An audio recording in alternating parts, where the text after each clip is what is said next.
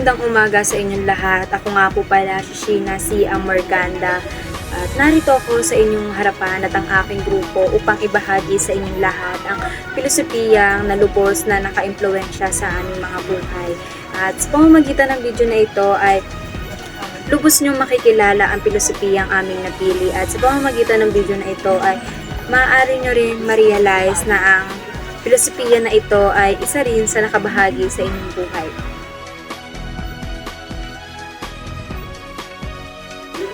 We choose St. Augustine of Hippo na filosofiya na naka-impluwensya sa amin ng lubos dahil sa kanyang theory of forms na binigyan ng Kristiyanong meaning. Tinuro niya din sa atin na ang tunay na pagmamahal ay makakanta mo sa Diyos bago ka sumaya sa mga bagay na nakapaligid sa iyo at sa mga taong nakapaligid sa iyo ay ang totoong kasiyahan ay makakamta mo muna sa Diyos. Halimbawa, maraming tao ang nakakaranas ng depresyon at pakiramdam ng kakulangan dahil hindi nila makamit ang mga material na bagay na kanilang inaasam o nalilinlang sila ng mga taong akala nila ay totoo sa kanila. Ngunit, ayon kay St. Augustine, hanggat hindi nila natatagpuan ng Diyos sa kanilang buhay, hindi nila mararanasan ang tunay at ganap na kasiyahan. Upang makilala natin ng lubos si St. Augustine ay narito si Aywin Batillier at Charlene Kalingasan upang ibahagi sa inyo ang karakter ni St. Augustine of Hippo. Do you know the role of faith and reason? According to St. Augustine, he believed that faith is essential for understanding spiritual truths, but also acknowledge the value of reason in exploring the natural world and seeking knowledge. Also, do you know the nature of God and the soul? St. Augustine believed that the true nature of human being lies in their ability to know and love God, and that the soul is immortal and capable of returning it to divine origin. Ang nakakaintriga ang filosofiya ni San Agustin dahil sa malalim nitong pagtalakay sa pagkipagbuno ng kalayaan ng tao at biyaya ng Diyos. Hindi ito simpleng pagpili sa pagitan ng dalawa, kundi isang pag-unaw sa kung paano nagtutulungan ang mga ito sa paghahanap ng katotohanan at kabutihan. You can understand yourself better when you reflect on what you love the most.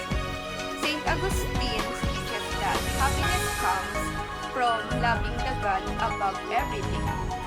Mas maiintindihan mo yung sarili mo kapag nagre-reflect ka kung ano nga ba talaga yung mahal mo.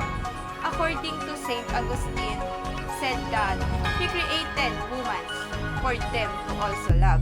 And also, he believed the disordered love kung saan nagmamahal ka ng mga bagay na mali or sobra. And like, if you love material things too much, you may become greedy. And if you love people too much, you may become jealous. And if you love yourself too much, you may become too proud. And walang mali sa pagiging proud sa sarili mo na sobrang.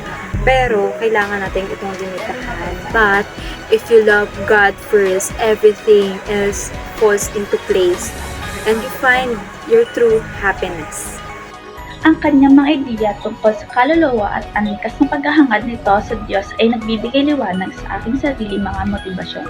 Minsan, akala ko ay mga material na bagay ang magbibigay sa akin ng tunay na kasiyahan. Ngunit, sa pagitan ng pag-aaral kay San Agustin, pagtanto ko na ang tunay na kaligayahan ay nagmumula sa mas malalim na koneksyon.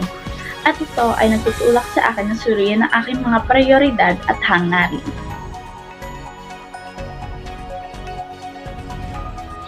Sa pamamagitan ni Agustin, natutunan ko na ang aking paghahanap ng kaligayahan ay hindi lamang tungkol sa mga makabundong bagay. Ito rin ay tungkol sa isang mas malalim na koneksyon. Narealize ko na ang buhay pala ay hindi lang basta-basta. Para pala siyang isang malaking adventure. Isang paghahanap patungkol sa katotohanan, sa Diyos at sa pag-ibig. Lumaki tayo, nagbabago, naghahanap ng meaning sa bawat araw. Tapos, ang ganda pala talaga ng mundo. Hindi lang sa labas, kung hindi sa kalooban din. Thinking about St. Augustine of Hippo ideas, I learned that true happiness comes from loving and following God, not from things like money, success, or even other people. Sometimes I focus too much on the things that I believe will make me happy, but they don't last. Therefore, before I seek money, success, or relationship with others, I should follow God first so that He can guide me every day in how to handle those things. St. Augustine of Hippo idea of disordered love helped me understand that loving the wrong things too much can lead to problems.